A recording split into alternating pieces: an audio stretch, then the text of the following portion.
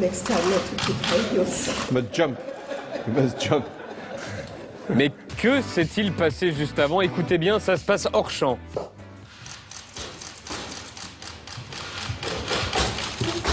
Oula.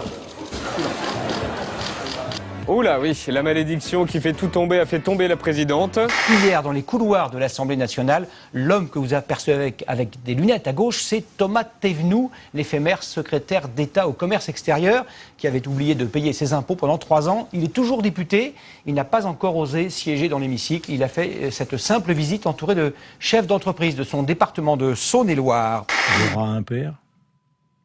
Et moi, je vous demande des choses sur votre vie privée. Non. Je pense que ça serait pas brillant. Oh, si on venait à parler. Vous n'en savez rien. Bah justement. C'est dans les journaux. Non, mais parce que la vôtre, elle n'est pas dans les journaux. Je vais vous dire pourquoi. Parce que ce petit microcosme qui s'autoprotège. Donc si demain, on venait à révéler votre vie privée ou celle d'autres journalistes qui se tarent, qui font la leçon de morale aux autres, ça serait pas brillant.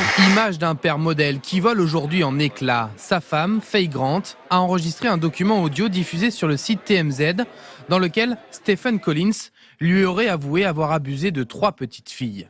There was one instance where there was one moment of touching where I put her hand on my penis. With a 10-year-old. Okay. C'était le 28 septembre dernier.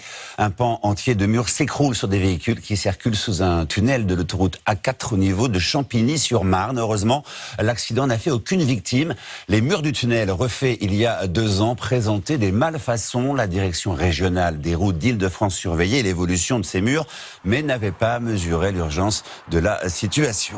Les Chicago Bulls affrontaient les Washington Wizards en match de préparation hier. Tout a commencé par une très grosse colère de Jimmy Butler, sérieusement accroché par Paul Pierce. Ensuite, ça se chicane, ça s'invective. Et puis, dans un temps mort, le Français en remet une couche, vous le voyez. Bref, super ambiance. Noah et les Bulls ont perdu, pour la petite histoire, 85-81. À 100 km/h sur une planche de longboard. Pour les besoins d'une publicité, le skateur James Kelly a dévalé une route de Californie à toute vitesse.